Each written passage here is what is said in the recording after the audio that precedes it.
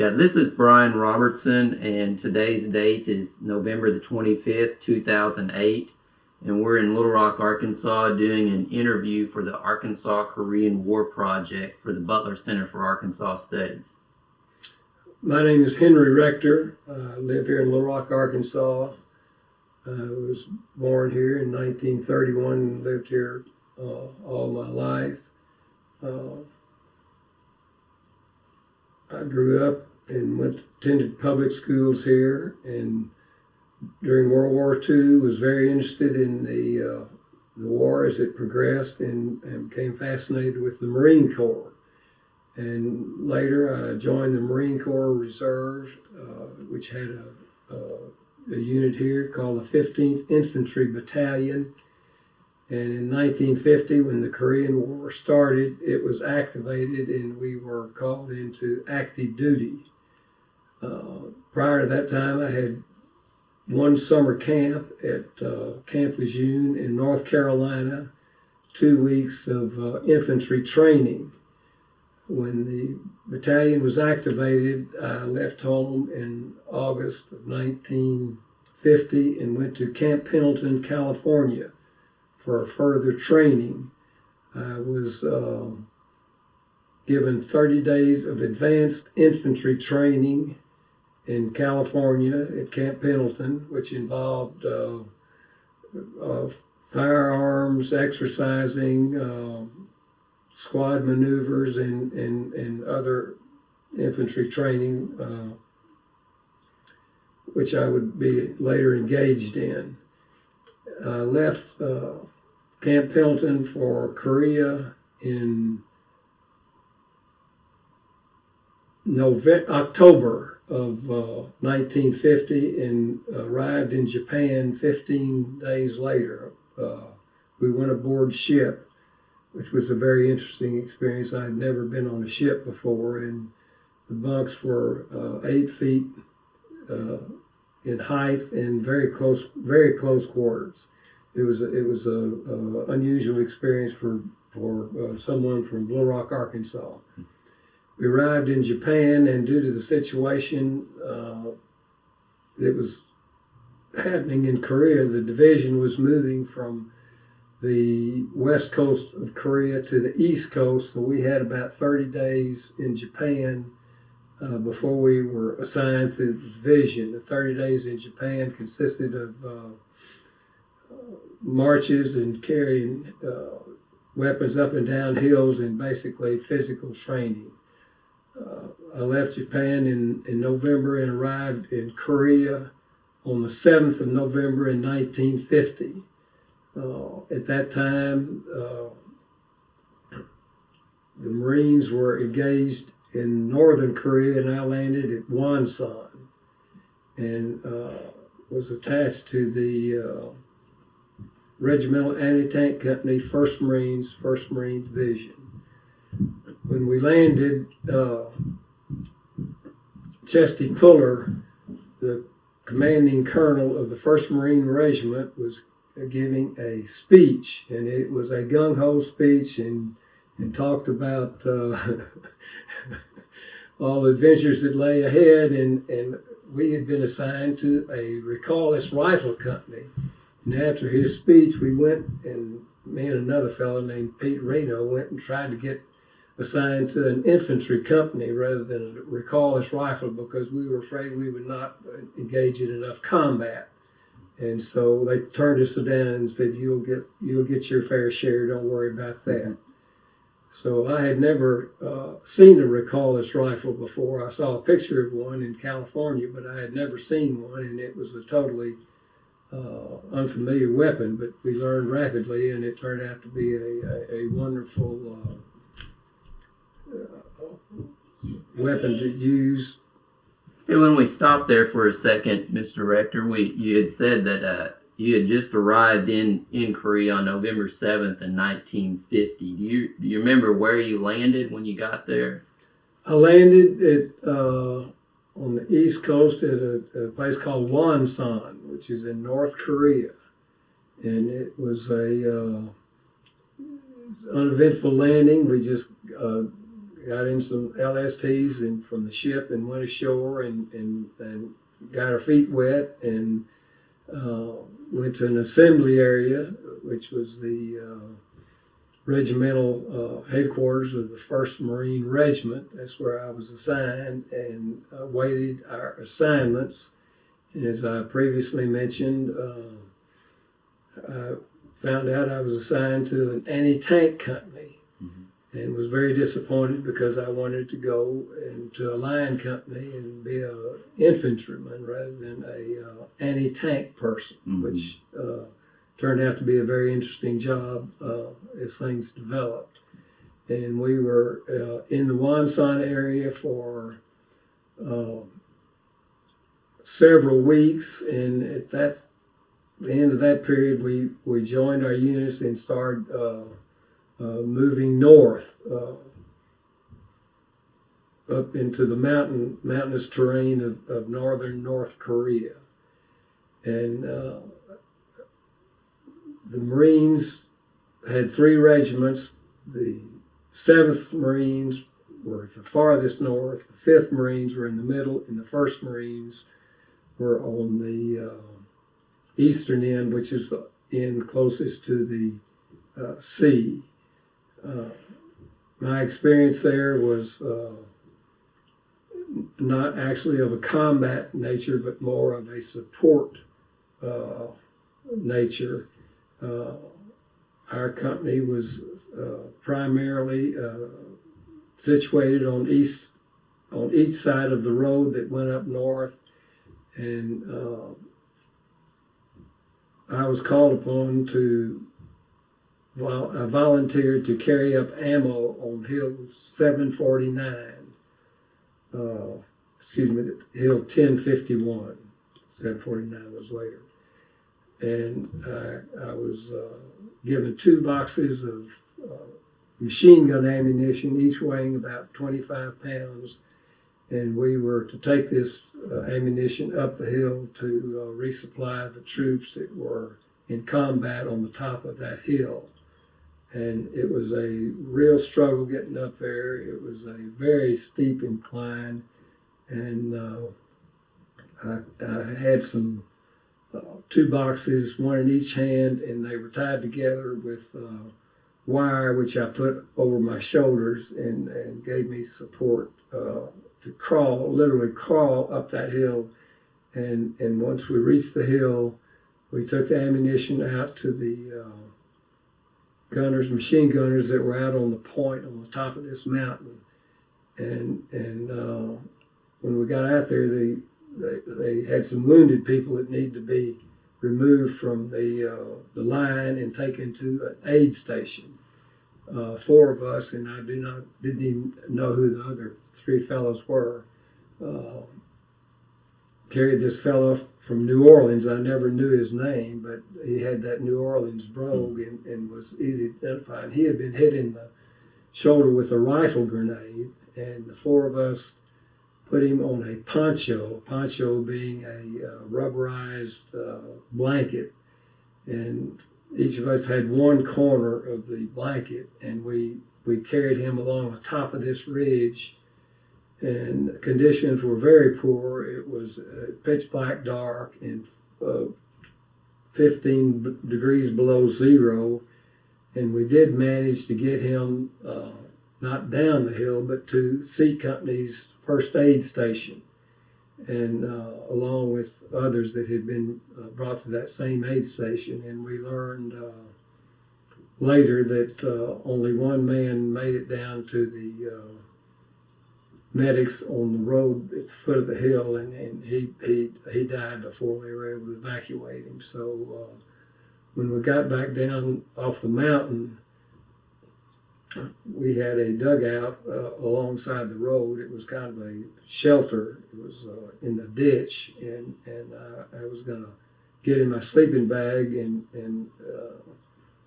but had to get in the bag with my boots on because I could get the boot off, but I couldn't get my socks out of the boot because they were frozen in the boot. So I went to bed with my boots on and made it through till the next morning. And So how did you deal with the cold there?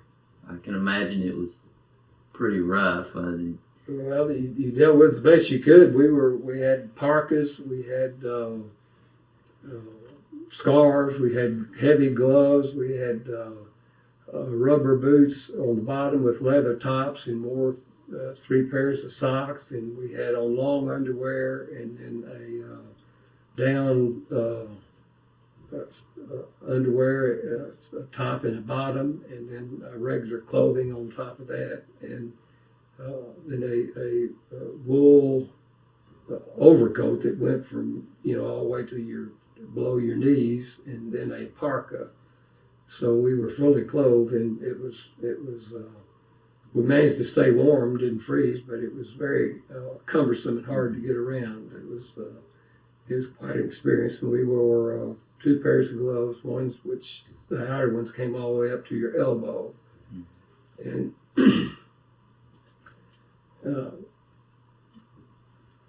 did you have any problems with supplies or anything, or what?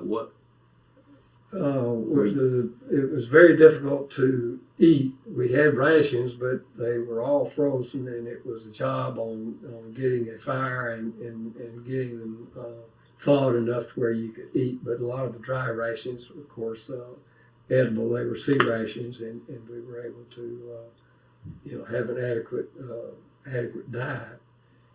And at this time, we were withdrawing. And I was witnessing the whole column came through our lines down this road. The road was just wide enough for one vehicle. Big, they call them 6x6 trucks. They were big trucks that had 2 sets of dual wheels on the back, and they were bringing men, dead men and wounded men out on these trucks headed for the sea. And that was coming out of Chosin? Yes, coming from the Chosin Reservoir. And of course, in addition to the ones that were coming down the road, they were coming down through the mountains on each side of the road, as you can see in that picture right there on the wall. And it was, I didn't realize it at the time, but it was a very historic moment in the history of the Marine Corps in the Korean War. And this took several days, this withdrawal did, and it was a very moving experience. And I will never forget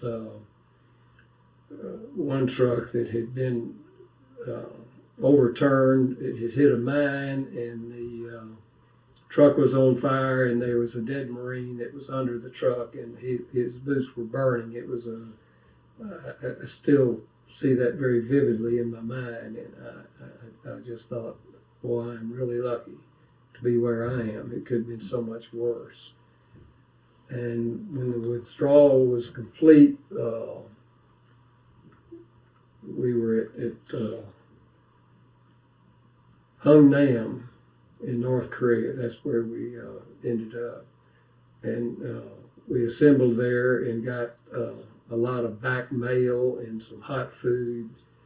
And from then we boarded ship and went down to Mason in South Korea.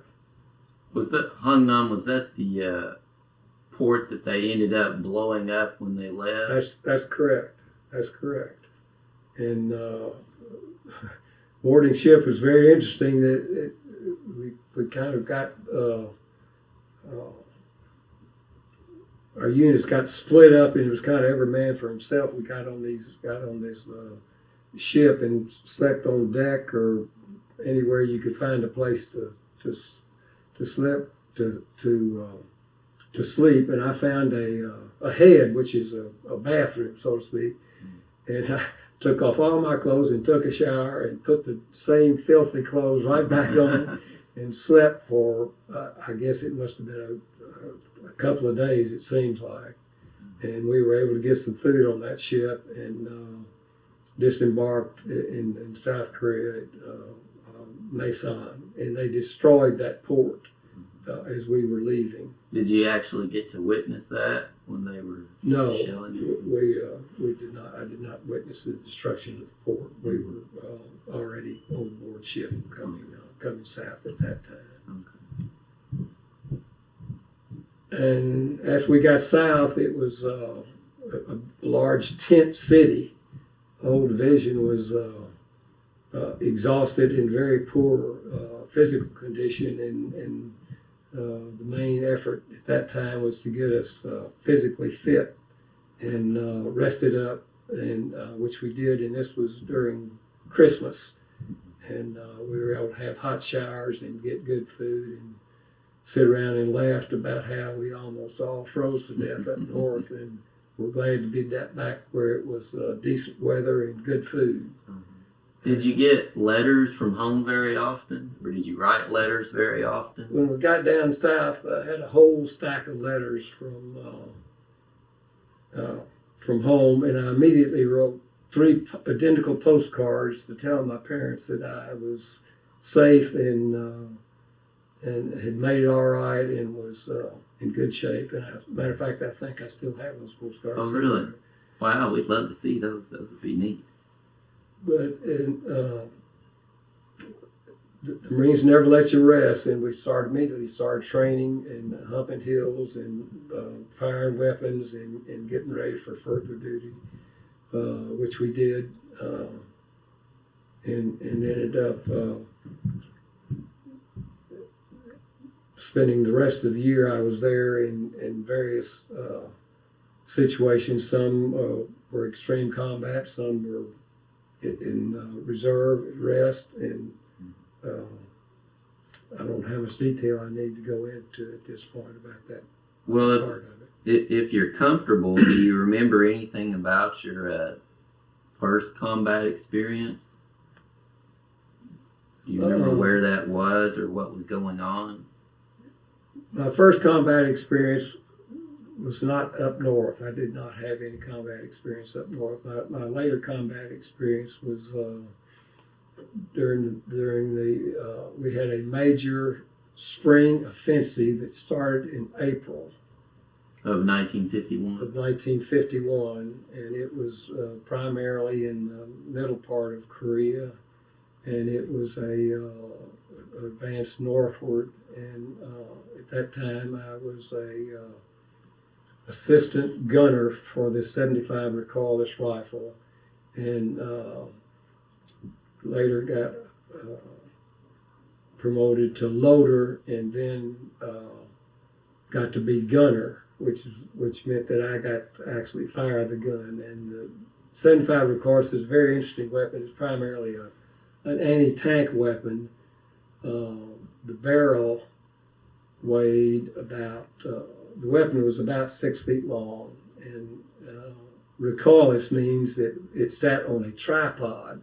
And this is really an artillery piece. And you inserted the shell into the rear portion of the gun, and it was fired. The gases went out the back of the gun, and the projectile went out the front. The projectile weighed 13 pounds, which is a sizable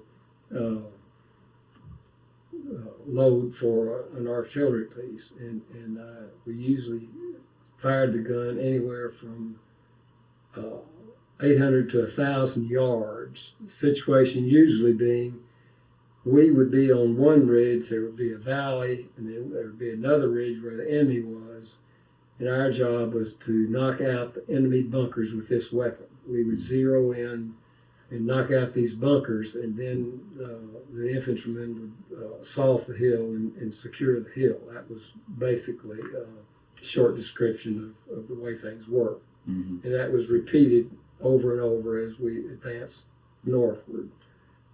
So did you carry that weapon? That weapon was carried, and it was designed to be carried by 4 men, but because of the terrain, it was normally carried by 2 men, which was a awful job. And the rounds weighed in containers 25 pounds apiece, and ammo carriers carried 2 rounds each, which means they were carrying 50 pounds plus their own weapon and personal gear, which means they ended up carrying about 90 pounds of weight at all times. And of course, the situation is you're not in combat all the time. You might be in combat 20% of the time, or and a lot of times you're not in combat at all. And the normal thing is 2 units up and 1 unit back. There'd be 2 battalions up, 1 battalion back, 2 companies up, 1 company back, 2 platoons up, 1 platoon back. So you were not on the front lines all the time. There was no way anybody was going to be on the front lines all the time. So, but when you're there, you're right in the middle of it. And the rest of the time you were in reserve waiting for your turn to go up. So there was a lot of downtime, and that meant chewing the fat and writing letters and reading letters, and they didn't let you rest though. They made you active, hump hills and fire your weapons just for practice. The Marine Corps is very thorough when it keeps when training goes. So did you have any leave time while you were over there at all? Did you? No, not while I was in Korea. We had some reserve time, but there wasn't any place to go or wasn't anything to do. I mean, we were in the countryside, and there were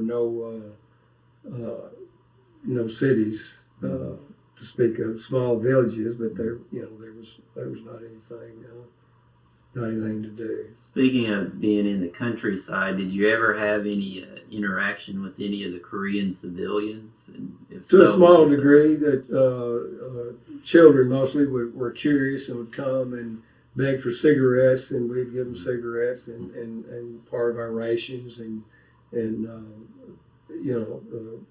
they would amuse us with their games and things like that. They're wonderful people, and they were very appreciative of our presence, and it was they're fine people. Koreans are wonderful people, very appreciative. Did you ever have any? As you already know, there were quite a few other Allied troops there, while the Americans obviously formed the bulk of that. Did you ever have any interaction with any of the Allied forces that were operated in Korea? Well, we interacted with the Army, and of course we're great rivals. We had great pleasure in teasing the Army and kidding them and telling them war stories and getting them all excited. But they did their job, and of course we felt we were superior to the Army troops. Of course. We were. But the reason for that was those poor guys in the Army were all stationed in Japan after the war, and they were all leading a good life, getting a lot of food, having a lot of fun.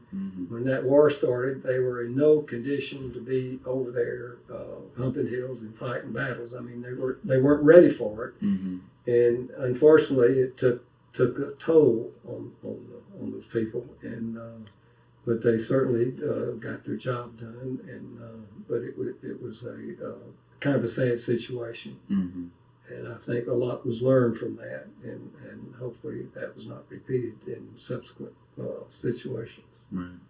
Did you ever meet up with any British troops or any of the Indian troops? We saw some Australians and some Brits, but we didn't see any other foreign troops. But we did meet some British Marines and had some visits with them, and they were all neat people. The British are very well respected. So what did you all talk about? Just combat, what was going on in the country, or was it more lighthearted than that? It was lighthearted. I mean, what we did and what they did, and when we going home, and how's the food, and how are you folks back home, and things like that. It was lighthearted. Morale was, for the most part, very high. There were really some very tough situations. In September of 1951, we had a And I was what they call a short timer then. I was getting ready to be sent home in November, and we got in some extremely heavy combat on the hill called 749, and we had, I think, 213 deaths from Friday to a Sunday on this one hill. And it was a small hill, and it turned out it was not a strategic situation. I mean, it was Just a no-name hill. It was just a bloody battle. It was accomplished nothing but a lot of casualties. But that's part of the deal. I mean, that's the way war is. Mm-hmm.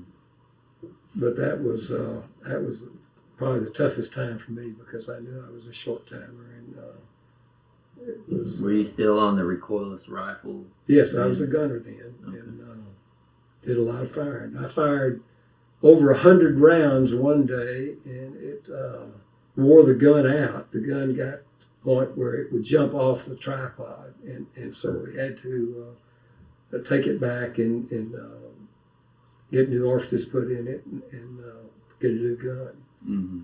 And that was a lot of Did the fun. barrel change out? No, And it wasn't an interchangeable barrel. no. If you got just a minute, I'll stop and show you a picture of that thing. Would Sure. you like to see a picture? Sure, of it? that'd be great. Very funny at the time, but we were on one hill of the valley, and then they were on the other hill, and they started shelling us with mortars, and we had ammunition for our gun on each side of a trail. It went back down to the reverse slope of the hill, and like there were about 10 or 15 rounds in each of these holes that were exposed. And when that incoming started coming in, we were afraid that a shell would hit one of those holes, and if it hit one of those holes, all those rounds, it would have exploded. It would have killed everybody within 50 yards. But anyhow, when they started coming in, I dove into this hole, and this great big 6'3" Yankee from Minnesota jumped in on top of me and grabbed his beads. He was a Catholic, and started saying all his rosaries or prayers or whatever they say when times are tough. And we both got tickled after the shelling stopped. But a shell had hit right on a trail between these two holes that were all this ammunition in, and that shell been 1 foot to either side, I wouldn't be here. They would have blown half that hillside off. Right. But we got a lot of laughs about Togner and grabbing his beads, and maybe that saved us. I don't know. Maybe it did. You never know. But we were able to laugh about it later, but we certainly weren't laughing at the time. Oh, I'm sure. Yeah. So, did you ever see many blacks? Were there many blacks in the Marine Corps at that time? I saw one. One. There were no blacks in the Marine Corps at that time. Okay. And it was a distance. He was a buck sergeant, and that's all I know. Mm-hmm. Did the Army had some black troops, but we didn't see many. Did you ever run into any other Arkansans?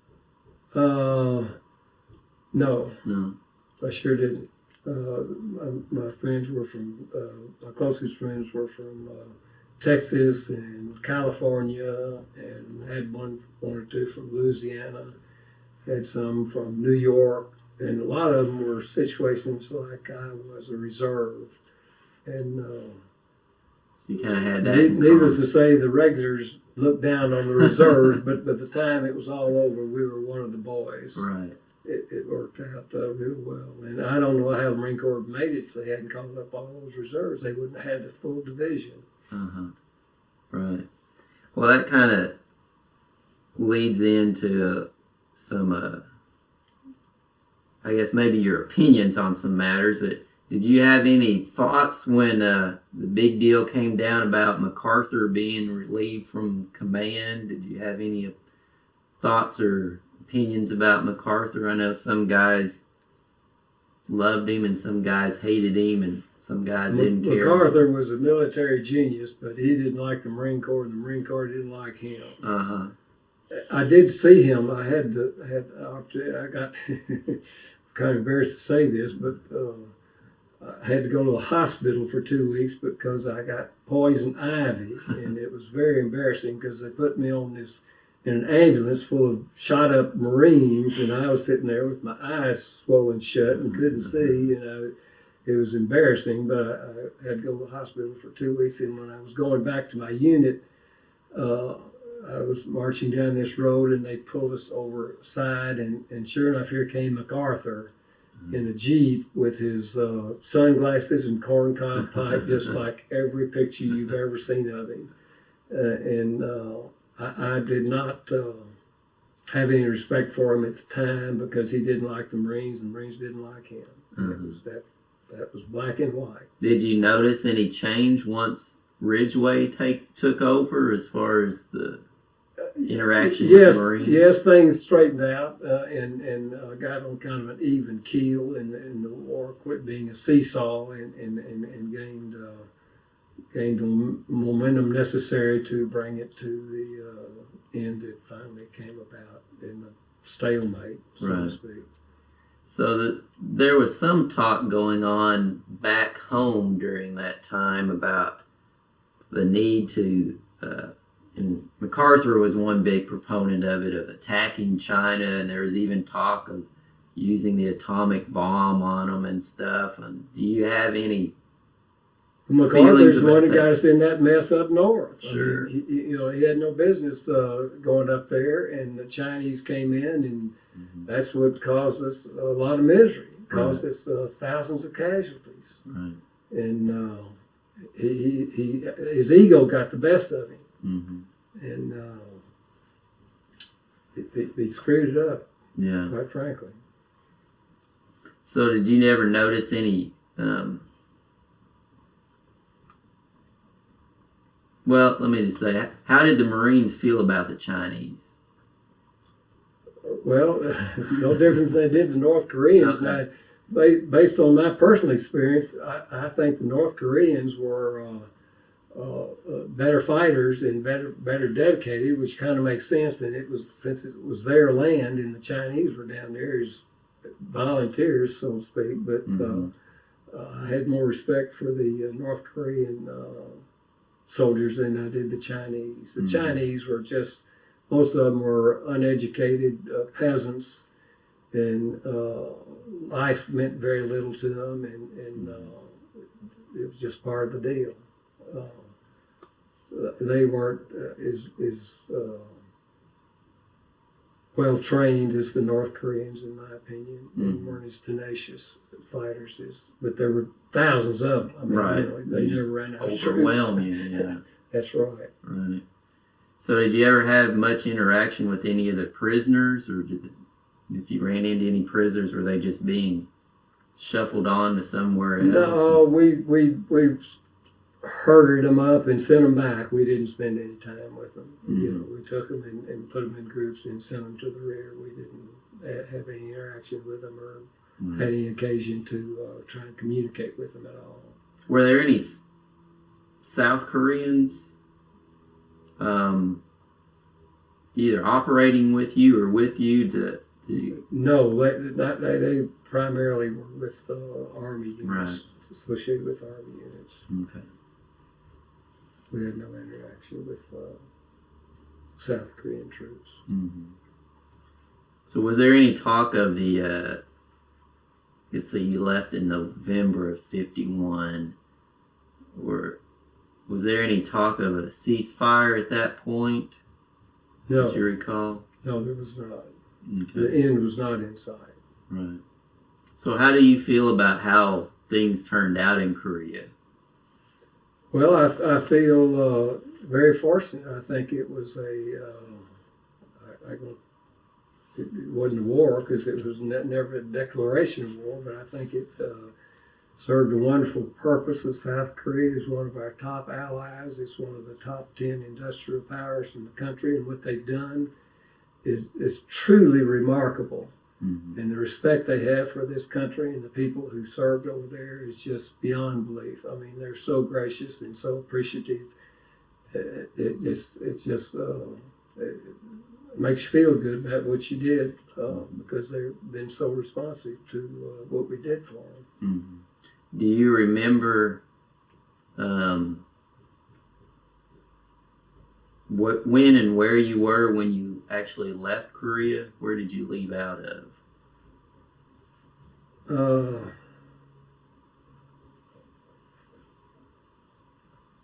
I left out of South Korea, I guess, and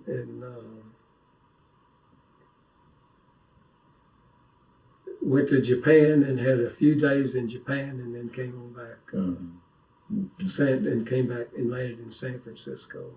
Do you remember any thoughts going through your head as you were, I guess you left on ship, walking up the gangplank to get on the ship? Good riddance, Korea, or anything like that? I'm glad I'm out of here. Well, sure. I was very happy and glad I wasn't hurt, and I was getting ready to go home, see my folks, and get back to ready to go back to school. Mm-hmm. I'd had 1 year of college, and I was ready to get back. And my parents met me in San Francisco, and we drove home, and it was a very emotional meeting when I got off the ship, and they were there to greet me on the harbor. And I used to kid my dad. The war was a lot harder on him than it was on me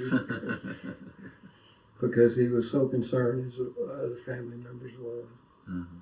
So you said that you had a year of college before you left. Where did you go to school at? The Rock Junior College. Okay. It was a 2-year school at that time. So did you return there once you got back home, or did you? I went to summer school there when I got back, and then went to the University of Arkansas in Fayetteville in the fall. Okay. And had the GI Bill, and that paid for my room and board and books and tuition, and I had more money and more fun at that time in my life than I had. Not more fun, but it was a good time because as a veteran, had all those benefits and had a lot of money in my pocket, paid for a car.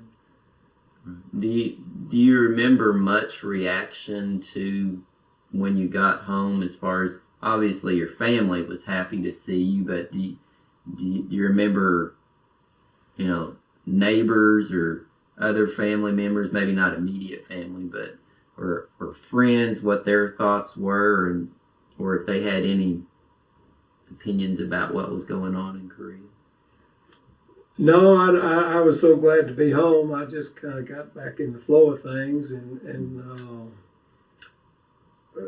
that war progressed another 2 years, I guess, and most of the headlines were over, though.